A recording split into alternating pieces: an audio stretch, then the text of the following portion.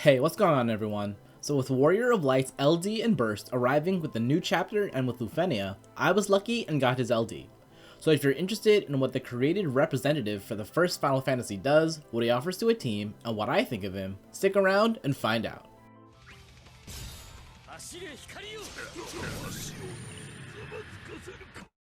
Warrior of Light, or Wall, is a simple and effective tank, with a tanking style that involves giving the party a brave damage barrier and the ability to direct enemy attacks to himself.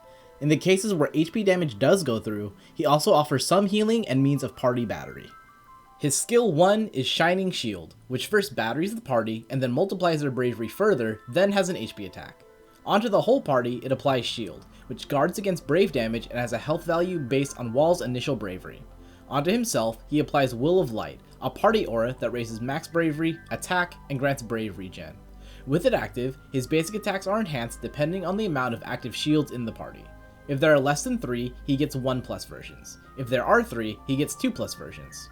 The brave attacks get party battery based on initial bravery, while the HP attacks gain brave hits and self battery based on initial bravery. His skill 2 is Throw Buckler, which first batteries the party based on Wall's initial bravery, then does a 4-hit HP attack. Throw Buckler reapplies shield onto Wall, and it locks whichever target was hit. Onto Wall, it also applies initial bravery up and debuff evasion, as well as Will of Light. His EX is Shining Wave, which in its base form is a 2-hit HP attack. The strength of the brave hits are increased based on the total value of shield within the party, and this skill will heal the party up to a limit, with any excess turned into bravery. It gives Wall an invisible speed boost for a few turns upon use. Realizing and ingoting the EX+, if I'm being honest, doesn't really add to Wall too much. It helps, sure, but there isn't really any limit break that's super impactful. Realization gives the cast overflow. Alright, that's cool. 1 ingot adds 2 more hits to the cast, making it 4 total. 2 ingots gives a rather small offensive stat boost, which is fine, but not the greatest for Wall. 3 ingots further increases the overflow of the cast and batteries Wall before the brave hits. Again, useful, but not the best thing for this character. His LD is Bitter End, which first batteries the party and then does an 8-hit HP attack with 50% splash HP damage. It locks all enemies, so this is Wall's only means of locking multiple targets at once. For the party, it reapplies shield, and for Wall, it grants him a new effect, Guardian Shield, which raises party attack, initial bravery, max bravery, and defense, and also reduces the HP damage of an attack based on the value of shield at the time of the hit. Shield itself does not change, guarding the brave damage, and any HP damage reduction does not further affect shield's value. If shield is high enough, HP damage will be fully negated. I do not have it at the time of the recording, but his burst is 12 group hits into split HP damage. The burst effect is simple but strong. First, it raises each unit's bravery based on their shield's value at the start of each turn. Second, it increases the overflow limit for stolen and gained bravery for the whole party by a fair amount. Obviously, I can't give my biggest opinion on it at the moment, but I see its strengths mostly in its utility, since Wall himself isn't the strongest attacker, not having means of group brave damage outside his burst, but being able to have an extra application of Guardian Shield as well as group lock is pretty nice. Wall is a very easy to understand tank. Shield all allies from brave damage, lock targets as needed. His healing is okay, but not on demand, but thanks to his LD, that issue is alleviated somewhat. However, I would like to remind you that his ability to block HP damage is dependent on the value of shield on that unit at that time, and while shield's health value can get pretty high, it can also drop fairly quickly. You lock all enemies and they hit Wall with multi-hit attacks, there goes his shield. That's probably the main fault with Wall's kit, as by locking all targets onto Wall but not giving him a stronger shield, it's possible you lose that shield even faster. It, in a way, makes him the weakest true tank, as the other tanks with multi-target lock, or in a similar vein, single target cover, gain a defense system that can either become nigh impenetrable, or you kinda just stop caring about the damage in general. Granted, he does have plenty of uses of Shining Shield now, but it's a thought. As a point to him, he's the best tank to handle group brave damage, and with shield and Guardian Shield up, the HP damage is also negated. So I'll be straight with you, dear viewer, purpling Wall was probably not worth it. As a character, he focuses more on being a defensive tank who supplies regen, healing, and battery. His limit breaks barely help him with that. The most relevant thing he does get is higher max bravery, so he leaks a bit less. Besides that, he also does have a node in the EX branch of his character board that gives him starting Will of Light, but that's kinda only relevant until he gets in his first turn. He doesn't have the highest speed, so this does offer some benefit, but probably only in the vein of like 2 to 4 actions for the rest of your party, after which Wall will get his turn and then you shield or lock or whatever. Offense is probably the least impactful stat for Wall, and while he did get a rather lackluster EX+, as you can see, his LD gives him quite a lot. With that in mind, what would I want for him in the future? Well, honestly, I'm not sure he'll get another rework, since his core kit, while basic, is very effective already, and lets him do his job.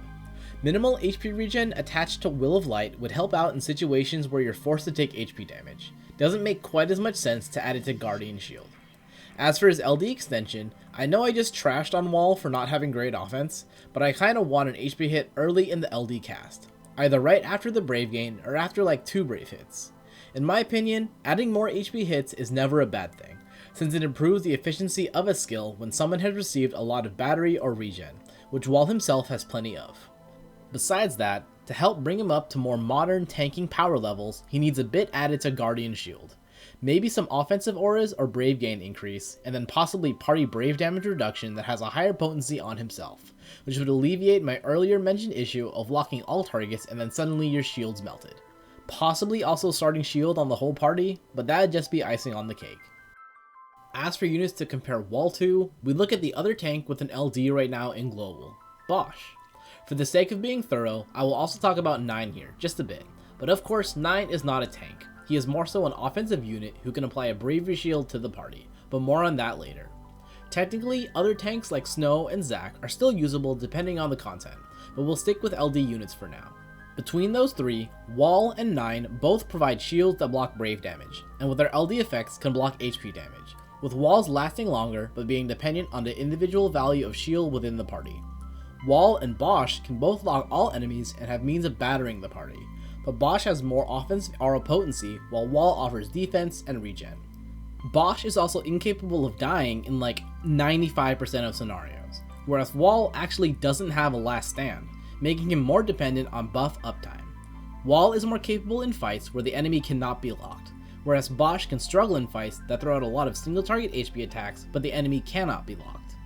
There are a few other nuances between them, but as you can see, Wall leans more defensively and Bosch leans more offensively, the former capable of easily protecting the whole party against Brave and HP damage, with the latter just kinda laughing in the face of HP damage, but he will take every Brave hit and Brave break possible. The reason I included 9 there at the start is because when 9 gets his LD extension, he actually gains a lot in terms of offense and defense. Skill regen for more shields, an aura that reduces party Brave damage, and a longer duration for White Knight, his HP damage negation buff, and those are only his defensive adjustments. While he still does not become a tank, his ability to protect the party from Brave and HP damage is greatly improved. And besides being the only other character who can give full party barriers, his LD is rerun earlier than Wall's.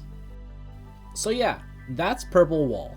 Like I said a bit ago, purpling him honestly probably was not worth it now that I'm on this side of the decision.